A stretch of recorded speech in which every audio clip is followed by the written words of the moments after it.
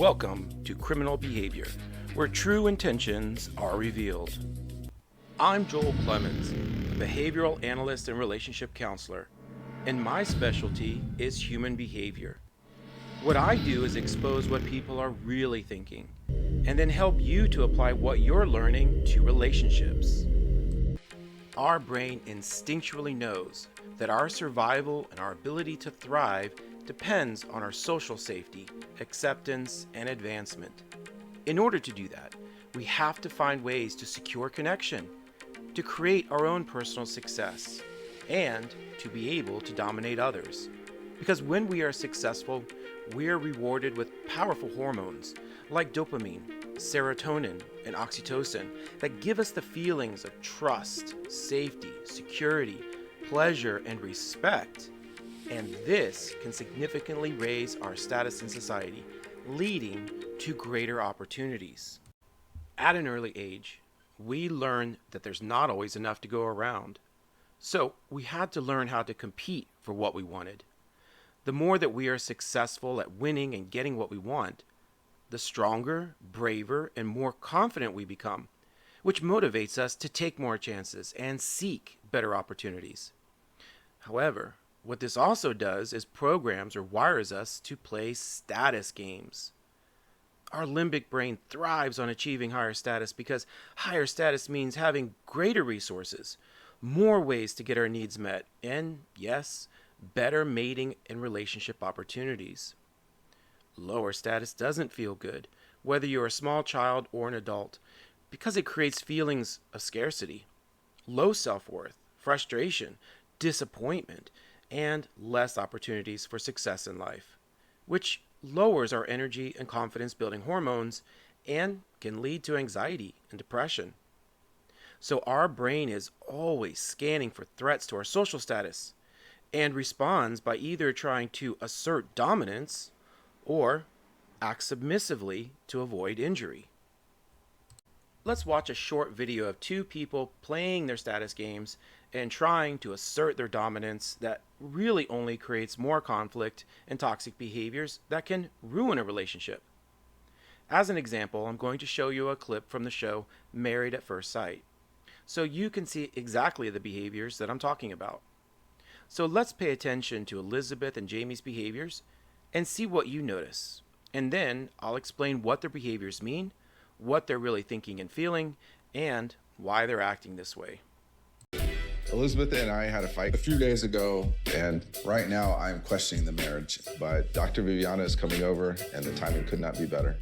Hopefully she will apologize to the way she acted in front of the other couples, because it's not going to be a part of a marriage where that's okay to act like that. I feel like I'm at home. I grew up around this. Shut up and listen. Watch the safety video. Just shut up for 5 minutes. I literally can never say anything without him just getting so pissed. So right from the start, they're both showing signs of insecurity and the need for acknowledgement, recognition, and control. And we see this demonstrated in their body language and communication. Jamie puts his hands on his hips as a demonstration of authority and then tells her to shut up.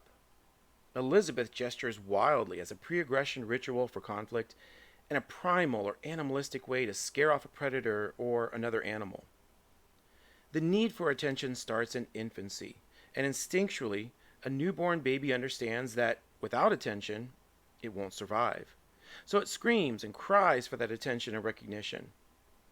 Adults just continue these behaviors when they don't get the attention that they want by raising their voices, yelling, crying, and often throwing a fit because of that anxious feeling of, if I don't get attention right now, I feel like I'm going to die, doesn't go away. So what's causing these threatened feelings for them? Number one, competing for higher status with the other couples. Number two, trying to manage the perception of their status with the audience and being on a TV show. And number three, competing for higher status with each other. And although most of us will never be on a TV show, you will see situations like this played out for the same reasons by people in front of friends, family, and in public. Now we're going to see how their learned behaviors for playing status games and displays of dominance show up in their communication and how it creates conflict instead of building trust, safety, and connection. You can reprimand me. I don't have anything to say back right now. You can act like you don't care. That's fine. It's much easier to not care than actually care and, talk about what happened and actually show some remorse. I need to reserve my energy for Dr. Viviana too. So if you have anything else to discuss. Yeah, I got a lot of things to say, and I'm going to continue discussing them. Beat me down even more. I'm a horrible person. Please keep going. You and I can get mad at each other behind closed doors. It's a whole nother ball game when you ruin everybody else's day that's within earshot of you. You embarrassed our marriage. You embarrassed me personally. You certainly embarrassed yourself. You embarrassed the other couples. You embarrassed everybody. Since Elizabeth is assuming a more childish and subdued posture on the couch, Jamie moves in with a more authoritative and parental posture, sitting higher than her and using his body to take up more space or territory as he's attempting to correct her. She opens the door further for him by telling Jamie that he can reprimand her, and she essentially isn't going to fight back. So he takes the opening, believing that she feels weak and vulnerable, and talks to her like she's a child.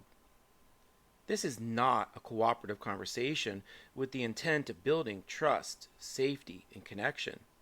It's an adversarial one, which means that the desired outcome for them is for there to be a winner and a loser.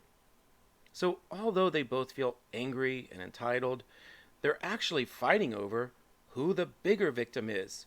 And we will see this bigger victim narrative played out dramatically in the next clip. In order to try to one-up Elizabeth, Jamie tries to trigger her fear of losing social status and acceptance, so she feels isolated and alone, by telling her that she ruined everything and that she was an embarrassment. In fact, he uses the word embarrassed 5 times to make his point, and he speaks at her with a downward inflection and tone, showing disapproval, like a parent might do to a disobedient child. He pushes his brow together and puts his shoulders back as another display of anger and dominance, and you can see that he believes that he's winning this altercation. Although Jamie is trying to assert himself as the alpha, he clearly lacks confidence and courage, and it's not hard for Elizabeth to pick up on his weakness and find a way to turn the tables on him, literally. You told me to shut up in front of everyone. I was embarrassed. I felt stupid. And everyone around you think that that's okay and no one even says anything. Yeah, you're gonna ruin everyone's day. It was okay. Then why didn't anyone take up for me? Jamie, why didn't anybody take up for me then? I'm so sick of this.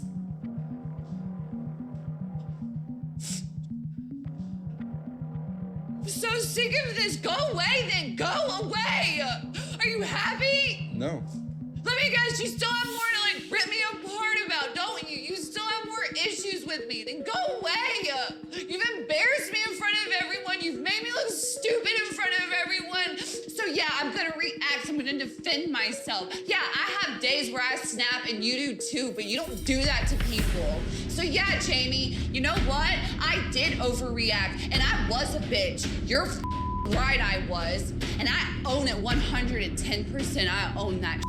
And made an ass of yourself. I know. I don't need you to sit here and point a finger at me like this, like you do all the time. I'm under a magnifying glass with you. Why would I'm you so not? tired. Let me finish. I haven't asked you to speak yet. You asked me what I want, so I'm going to tell you. I didn't need you. No, stop. This is a relationship.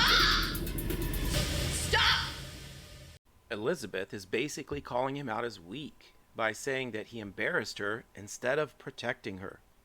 Interestingly, as she's correcting him, he's mirroring her body language, as you can see with his legs crossed on the coffee table. This could indicate that even though he's trying to assert himself as the alpha, he actually sees Elizabeth as the leader. Elizabeth uses distancing language when she says, "Why didn't anyone take up for me?" while obviously meaning Jamie, which could signify a psychological and emotional disconnect from Jamie, and could also show that her limbic brain is reacting to the feelings of lower status. Elizabeth then aggressively puts on a display of dominance when her amygdala triggers the fight response in her to this perceived threat. When our amygdala triggers the fight or flight response, our ability to reason and communicate effectively is greatly diminished because our amygdala hijacks our mental faculties in order to focus on escaping the threat. It feels like our neocortex goes offline. To increase her chances for dominance, Elizabeth tries to make herself look bigger by waving her arms around and then aggressively pushing the coffee table. She bares her teeth as if to bite and steps toward him as if to fight. Her attempt to intimidate him works because Jamie gives a real fear response. His hands and legs shoot up to protect his face and body. His eyes widen to take in more information. His head moves back and down to protect his neck and arteries. And he takes a submissive posture. She picks up on that and realizes that she has the upper hand. And then he keeps his hand in front of his face as a barrier, almost like a child being scolded by a parent would. Now it's her turn to talk down to him. Her display of dominance works on his animal brain, and even on her dogs. As you can see, they all turn to each other for comfort and safety. Elizabeth uses emotional manipulation here to reinforce the bigger victim narrative by crying, screaming, and appearing injured. She throws it back in Jamie's face by saying, "Are you happy?" putting the onus or responsibility back on Jamie and deflecting taking any responsibility for herself. And that's the problem with power and dominance. The person who feels like they have the power often feels a sense of entitlement with no accountability to others. She then escalates the intensity of her emotions over his until she feels that she has control over the situation, and he submits, which he does. At this point, they're both feeling the effects of lowered status, and their displays of dominance backfired on them because there was no effective leadership from either of them. They're basically two children fighting over a toy with no parental supervision. No one wins this status game. There are only two losers with broken toys that neither of them know how to fix. This is obviously a bad example of leadership.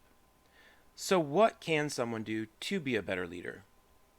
Number one, be observant. Pay attention to a shift or change in someone's mood or behaviors, and then ask yourself what it could mean. Number two, suspend judgment or bias. Be open-minded. Number three, check in with them. Ask appropriate questions that will give you greater understanding and shows that you care.